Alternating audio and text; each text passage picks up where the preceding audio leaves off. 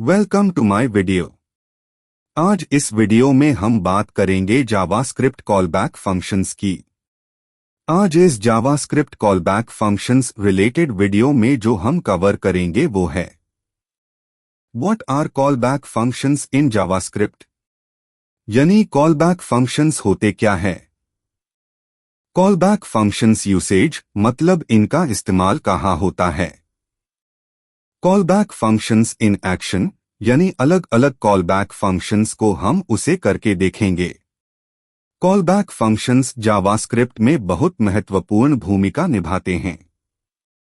यह फंक्शंस होते हैं जो किसी अन्य फंक्शन को आर्ग्यूमेंट के रूप में दिए जाते हैं और बाद में एक्सिक्यूट किए जाते हैं। जब असिंक्रोनस ऑपरेशंस जैसे कि API calls, set time out, event listeners या किसी भी ऐसी स्थिति हो जहां किसी कार्य के पूरा होने के बाद कुछ और किया जाना हो, वहां कॉलबैक फंक्शंस का उपयोग किया जाता है। यह फंक्शंस जावास्क्रिप्ट की नॉन ब्लॉकिंग नेचर को बनाए रखने में मदद करते हैं। जब हम कॉलबैक फंक्शन को किसी दूसरे फंक्शन में पास करते हैं तो हम उसे बिना तुरंत एक्सिक्यूट किए बाद में किसी विशेष समय पर एक्सिक्यूट कर सकते हैं। इससे हमें बेहतर कंट्रोल मिलता है कि कोड कब एक्सिक्यूट होना चाहिए। नीचे कुछ उदाहरण दिए गए हैं जो कॉलबैक फंक्शंस की कार्यप्रणाली को बेहतर ढंग से समझाने में मदद करेंगे। तो आइए समझते हैं आईएससी एक एग्जाम्पल से।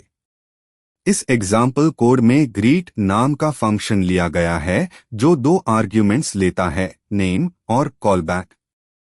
पहले यह नाम के साथ console.log करता है और फिर कॉलबैक फंक्शन से गुड बाय को एक्सिक्यूट करता है। इस तरह से goodbye function greet function के समाप्त होने के बाद एक्सिक्यूट होता है। अब देखते हैं कि कॉलबैक फंक्शन को असिंक्रोनस तरीके से कैसे उपयोग किया जाता है। इस उदाहरण में fetch data function set time out का उपयोग करता है ताकि डेटा को फेच करने में लगने वाले समय को सिमुलेट किया जा सके।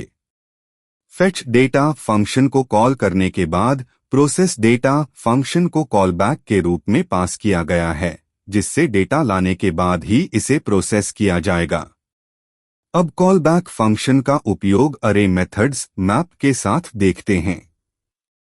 यहाँ मॉडिफाई अरे फंक्शन मैप मेथड का उपयोग करके अरे के प्रत्येक एलिमेंट को मॉडिफाई करता है। कॉलबैक फंक्शन प्रत्येक एलिमेंट पर लागू होता है और उसका डबल रिटर्न करता है। अब इवेंट लिसनर के साथ कॉलबैक फंक्शन का उपयोग देखते हैं। यहाँ एड इवेंट लिसनर मेथड में दूसरा आर्ग्यूमेंट एक कॉलबैक फंक्शन है जो बटन क्लिक होने पर एक्सिक्यूट होगा। अब हम कॉलबैक फंक्शन को सोर्टिंग एल्गोरिदम में कैसे उपयोग कर सकते हैं, यह देखते हैं। सोर्ट मेथड को एक कॉलबैक फंक्शन दिया गया है जो दो नंबर्स की तुलना करता है और उन्हें असेंडिंग ऑर्डर में सोर्ट करता है। अब एक कॉलबैक फंक्शन को मल्टीपल आर्ग्यूमेंट्स के साथ उपयोग करते हैं।